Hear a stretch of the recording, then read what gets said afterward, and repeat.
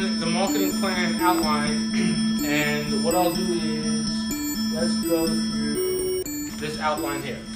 Okay, so number one is the executive summary again. So the executive summary is the first section of your marketing plan, but you do it last. Okay? And the reason why you do it last is because you have to make sure you understand what you're trying to position and sell the product. So the idea here is that you sort of take in 2 pages the entire report, the entire plan in that executive summary, in those 2 pages. So if you have a 25-page report, you're going to abridge that into 2 pages. And it has to include everything. It has to include your SWOT, your basic competition, your basic goals, your marketing objectives, how you go in the market, what you expect to get from that marketing objective, and what ultimately your sales will be, maybe a brief one-line statement of what your budget analysis is. The idea here is that, let's say the plan just flies away and all I have left are those 2 pages of the executive summary. If I just have those 2 pages of the executive summary, I should be able to say, I know exactly what you want to do, how you want to do it, who you want to market to, and what the results will be. Okay, that's the key thing. All right, so even though, again, that's section 1.0, you don't do that until like the last. That's why it's due last. It's due in your final submission. Okay. All right, then we talk about section 2.0 to 2.6. This is your situation analysis. If you remember last week, we talked about looking at your macro and your micro analysis, looking at your SWOT, looking at your competition, and your LPAS or your ISLEP, understanding what's happening in the world against the competitive market. That's where this comes in. Okay? So your market summary, if you look at one of the pages here, the 2.0 outlines critical issues. The macro environment, that's where you look at the LPAS or the ISLEP. Remember LPAS or ISLEP? You guys remember what that meant? Internet, social, legal, economic, political, and technological. Right? All those macroeconomic factors. That's what you're going to put into the situation analysis. Your market summary. How do you define the market? Be specific. The key point here in your marketing plan is you want to be as specific as possible, because you want to talk about how the market will help your product or service succeed. That's key. Remember that USP, that unique selling proposition we talked about?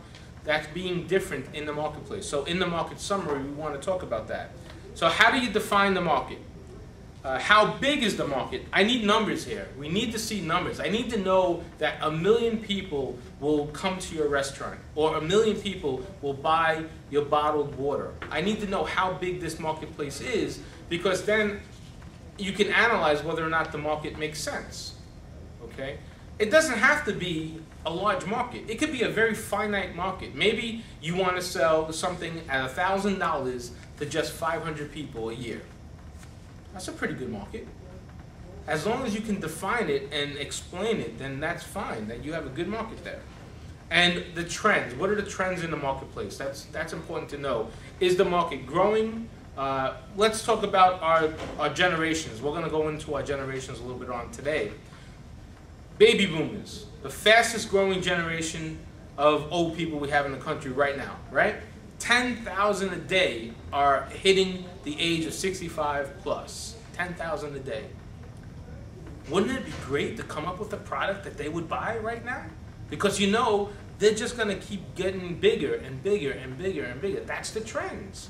There's a lot of trends that are out there right now. We'll talk about that today, trends and what's important in your marketing as well. All right? All right, next part is 2.2. That's your SWOT analysis. Remember again, your SWOT is your strengths, weaknesses, opportunities, and threats. And here, I'm going to combine 2.2 and 2.3 a little bit, because now not only do I want you to give me your SWOT analysis, but also take your competition and do a SWOT analysis on them. At a minimum, you should pick one competitor and do a SWOT analysis on one. I'm suggesting 3, because 3 would give you a good benchmark. I like to pick the biggest, the baddest, maybe the medium guy or the most local guy, or maybe just an internet guy, an internet play. Just look at those different companies that are out there so you know who the competitors are and how you can compete against them. So you want to do a SWOT analysis on yourself and also the competition. All right, this is all the sections that you guys submitted already. Next would be your product or service you're offering. Obviously, we're defining our product or service clearly here. If it's a blue pen that writes in blue and magically in red, if you flip it a certain way, explain that in your product offering and your service, and who's going to buy it. So you want to talk a little bit more about your product and who, the who, what, where, when, how, a little bit here. Keys to success, pretty obviously. You need to say, we need to sell this unit in these markets at this price to be this profitable. It needs to be qualitative and both quantitative and qualitative. So I need to understand what your keys to success are. We need to do this, this, and this. Generally speaking, the keys to success is about a paragraph and a half, 2 paragraphs, 3 the most. It really doesn't take up a lot because you're going to define the keys to success all the way through your plan. Okay? And then lastly, critical issues. What has to happen? What has to happen? How you get your product or your service to the customer? What's your channels? We talked about the 4 P's.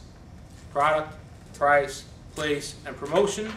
This would be your place. Right? Okay. Your next section that you have to deliver, we split this up. So what does that tell me? If I'm taking this section and I'm splitting it up into 2 deliverables, that tells me what? It's got to be pretty important. One section is 3.0 to 3.4. The next section is 3.5 to 3.8. Okay.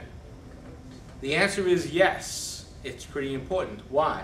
Because in this section, target market, that's going to define every consumer that you're trying to hit. So that section is the meat. That's one of the juicy parts of the marketing plan right there. You're going to tell me who's going to buy your product, who's going to visit your establishment, what they're going to do, how they're going to do it. That has to be defined, and I need graphs and charts and numbers as greatly defined as possible. That's the key thing. This is where your research comes into play. Okay? I know it's difficult to find that information.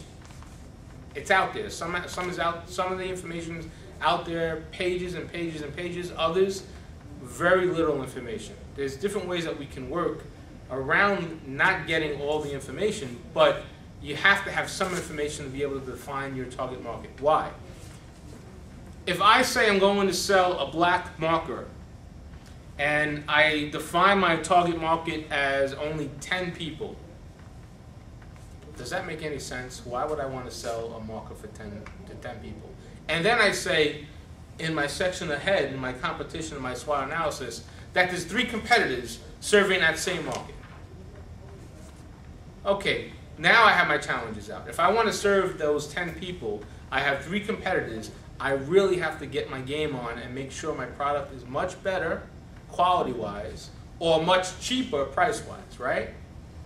Or perhaps better from a service point of view if there's service involved. So you could still compete, but you need to define that, and that's where the target market comes.